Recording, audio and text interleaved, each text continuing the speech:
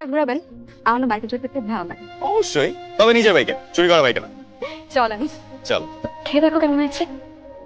আমি না আগেই আসতাম বুঝছো, কিন্তু ঘর গোছাতে গোছাতে একটু লেট হয়ে রুম বদলাচ্ছি তো। বুঝেছো মানে? আমি তো আগে রুমে থাক, এখন ডাইনিং এ শিফট করেছি। কিছুর ভাড়া কি কম দিতে হয়?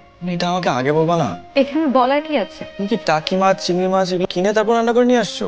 হ্যাঁ, তুমি খেতে চাইলে তাই ভাবলাম কিনে নিয়ে আসি। তোমরা টাকা নষ্ট করলাম আমি। সেন্টি না খেয়ে টাকো খাবারগুলো কেমন হয়েছে? তুমি এরকম করলে আমি কি জানি? আচ্ছা আচ্ছা আচ্ছা, কত কষ্ট করে রান্না করেছি, একটু খেয়ে দেখো কেমন হয়েছে। সুপার। সত্যি আগে যে হোস্টেলে থাকতাম ওখানে রান্না আর বেরিতাম, তাহলে আর ভাড়া দেওয়া লাগতো না তো তাই। জীবনের একটা অদ্ভুত মিল আছে। আজ আসি আবার এসে করবো। হ্যাঁ আসি। কতদিন ধরে চিনিস এটাকে? বেশি দিন না। একটা মেয়ে এত কষ্ট করে রান্না করে নিয়ে একটা ছেলের কাছে যখন আসে, তার মানে ছেলেটাকে সে খুব পছন্দ করে। মেয়েটাকে তো ভালোই মনে হয়, দেখতেও সুন্দর। এমা কি হলো, তুমি ফোন ধরতে থাকো, সারাদিন ধরে তোমার ফোন দিতেছি। এই কে আপনি? এত রাতের ফোন দিয়ে ডিস্টার্ব করতো? এটা নীলিমার নাম্বার? হ্যাঁ, নীলিমার ফোন। তো আপনি কে? ফ্যান। আপনি? এই মেয়ে, আপনি কে মানে? রাত বিরাতে মেয়ে আছেন, আমার জিজ্ঞেস করতে দেন আমি কে? নীলিমা আমার বউ, বউ। ও মানে? আপনি যাকে ফোন দিছেন নীলিমা, নীলিমার হাজবেন্ড আমি। আপনি ওর হাজব্যান্ড? আমি নীলিমার হাজবেন্ড। আপনাকে কিছু বলে নাই ও? হ্যালো, কি হইতেছে এসব? উনি কি বলতেছে? উনি উনি কি তোমার হাজব্যান্ড?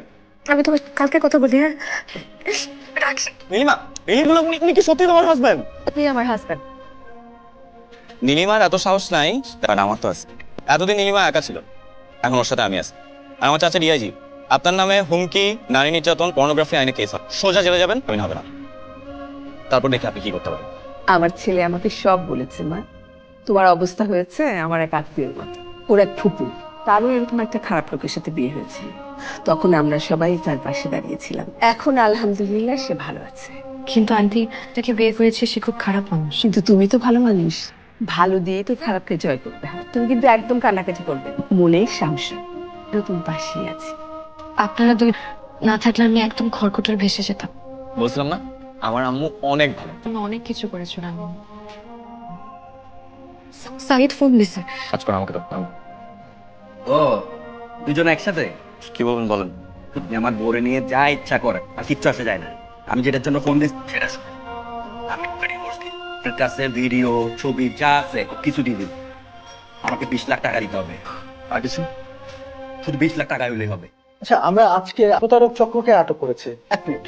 এই মুখলেস, একটা দম্পতিকে ধরে আনলা না? কেবরিয়া ভাই, আমি একটু থানায় আসছি, আমি পরে কথা বলছি। আমি থানায় আমি এসে অফিসে এসে কথা। দেখেন তো।